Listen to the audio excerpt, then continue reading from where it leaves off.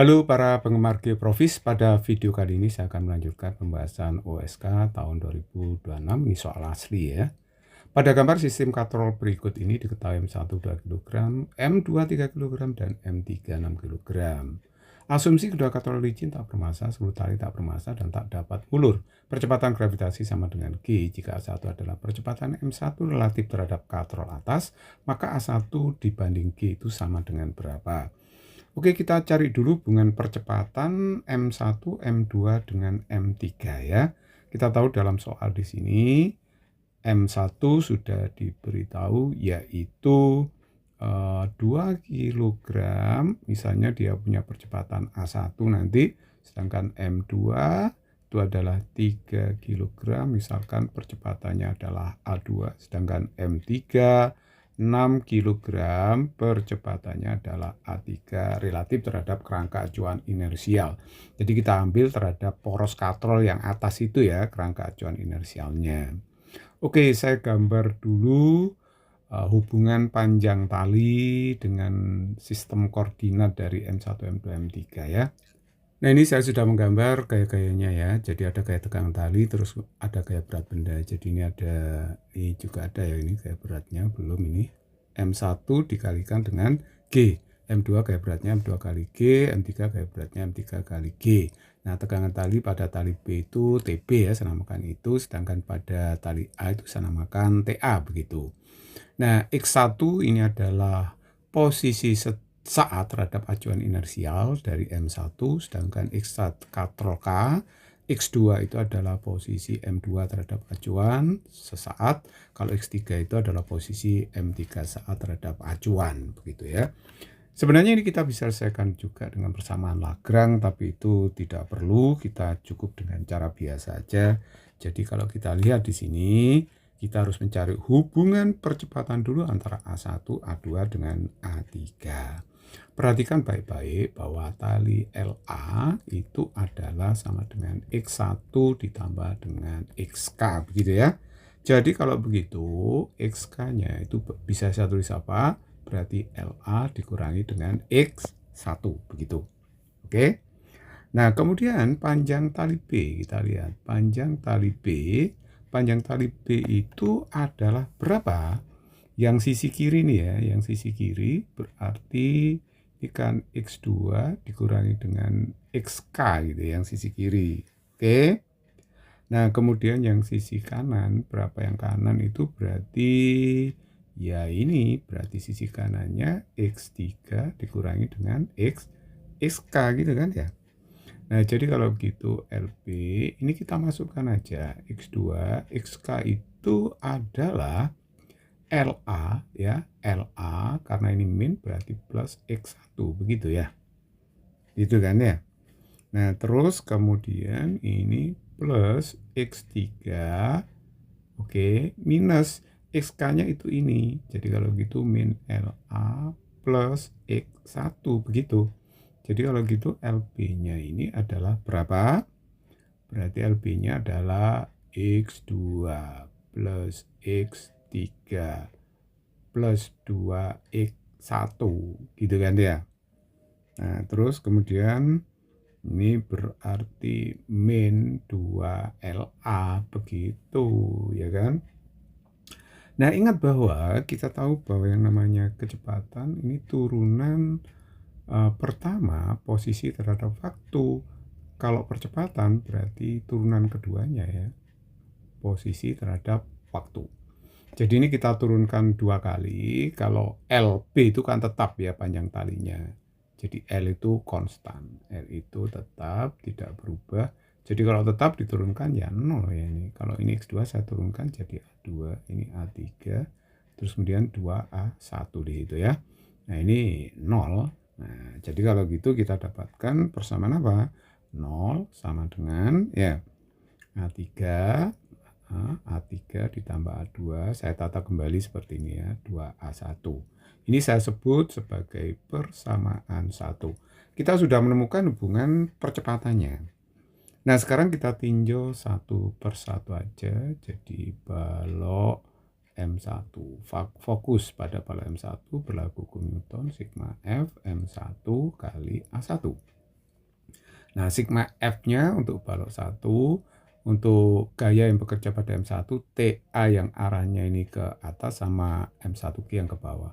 Yang ke atas positif ya, TA dikurangi dengan M1 dikalikan dengan G, M1 dikalikan dengan A1, begitu. Jadi kalau gitu A1 saya dapatkan apa? Berarti TA ya per M1 dikurangi dengan G. Jadi ini saya sebut sebagai persamaan yang kedua, begitu. Nah, terus kemudian berikutnya ya, kita fokus pada balok M2. Nah, pada balok M2 ini akan bekerja kayak apa? TB sama M2G ya. Jadi kalau gitu berlaku hukum 2 Newton sigma F M2 dikalikan A2. Jadi sigma F-nya adalah TB arah ke atas positif ya, minus M2 dikalikan dengan G sama dengan M2 dikalikan A2. Jadi A2-nya berapa ini? A2-nya berarti TB ya kan? Dibagi dengan M2 dikurangi dengan apa? Dikurangi dengan G. Nah, ini saya sebut sebagai persamaan yang ketiga gitu. Berikutnya kita lihat balok yang ketiga, balok M3. Nah, berlaku juga hukum 2 Newton sigma F M kali A, tapi ini M-nya adalah M3 gitu ya, A-nya juga A3 gitu. Jadi kalau gitu ini pada A3 TB ke atas min M3 kali G M3 kali A3. Jadi kalau begitu saya dapat apa? A3 sama dengan TB dibagi dengan M3 min apa? Min G. Jadi ini persamaan 4 dapat ya. Nah, sekarang kita tinjau katrolnya. Nah, katrol. Nah, mana katrol? Katrol K ya. Katrol yang K itu, katrol yang bawah ini ya, katrol ini. Dia bekerja kayak apa saja di situ. Di situ katrol K itu ada TA, ada TB ya. Jadi kalau begitu ini berlaku sigma F sama dengan 0. Lu kok bisa? Karena masa katrolnya diabaikan, tidak ada ya, M kali A, M-nya 0. Jadi sigma F 0. Jadi kalau begitu lihat pada katrol yang ke atas ada TA, yang ke bawah ada 2 TB. Ya kan?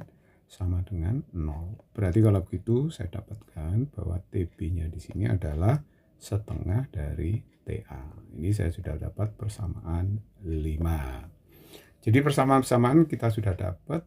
Nah, di sini ada berapa variabel? Nah, ada 5 variabel, 5 persamaan, berarti sudah bisa kita selesaikan. Nah, sekarang coba dari persamaan itu kita kembali ke persamaan 1 ya. Persamaan 1 tadi kan ini ya. A3 ditambah dengan apa? A2 ditambah 2A1 sama dengan 0. Kita lanjut. Nah, kalau A3 itu adalah TB dibagi dengan M3 dikurangi dengan G. Kalau A2 berarti TB dibagi dengan apa tadi? M2 dikurangi G, ya kan? Nah, kalau A1 TA dibagi dengan M1 dikurangi G. Ini sama dengan 0 gitu ya.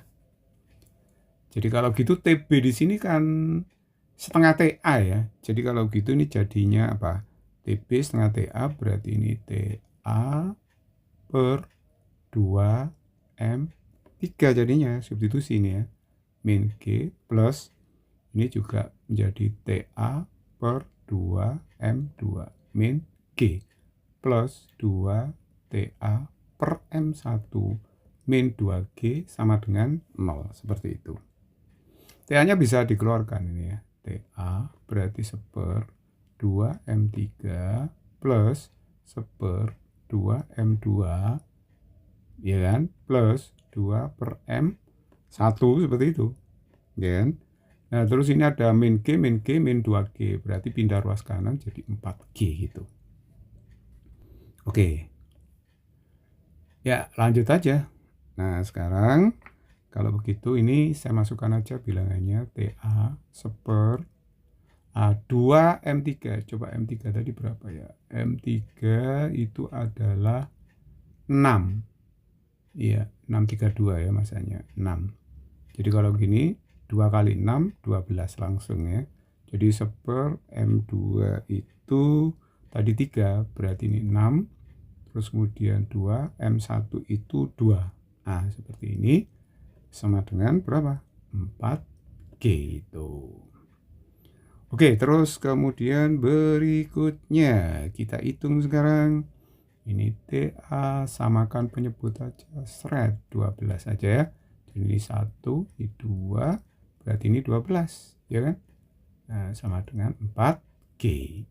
Jadi TA ini 15/12 sama dengan 4G gitu. Nah, kalau begitu saya dapatkan TA-nya berapa ini? Berarti TA-nya adalah 12 kali 4/15G. Ini kali ya. Oke. Biarkan dulu aja. Ini kita sudah menemukan katakanlah ini persamaan yang ke-6 gitu. Terus kita substitusikan ke persamaan 1. Coba lihat persamaan 1 ya. Persamaan 1 mana tadi? Oh, persamaan 2. Kita substitusikan ke persamaan 2. Persamaan 2 tadi kan A1 sama dengan apa? TA dibagi dengan M1 min G gitu kan ya. Oke, sekarang masukkan aja di sini. TA-nya kan sudah ketemu ini. TA-nya 12 kali 4 dibagi 15. Tapi M1-nya di sini berapa tadi? M1-nya kan 2 ya. Nah, terus dikurangi dengan ini ada G-nya ya. Ini ada G-nya dikurangi dengan G seperti itu. Berarti kalau begitu berapa ya ini? A1 berarti 12 kali 4, ini 15 kali 2 ya. G min G gitu. Jadi A1 coba kita sederhanakan, kita coret aja. Ini coret kan 2 ya. Dibagi 3, 4 bagi 3, 5. Nah, berarti berapa ini? Nah, 8/5 kan itu. Oke. Biasanya adalah 8/5G dikurangi G. Nah, kalau 8/5 itu berapa sih? 8/5 itu kan 1,6. 1,6G ya. Dikurang G. Jadi ini 0,6G. Tapi yang ditanyakan kan A1 dibanding G. Berarti hasilnya adalah 0,6. Seperti itu. Inilah jawabannya. A1 per G sama dengan 0,6. Ya, ternyata soal ini ya cukup mudah ya, nggak terlalu sulit sebenarnya. It's very easy problem, not complicated. Semoga apa yang saya berikan ini bermanfaat.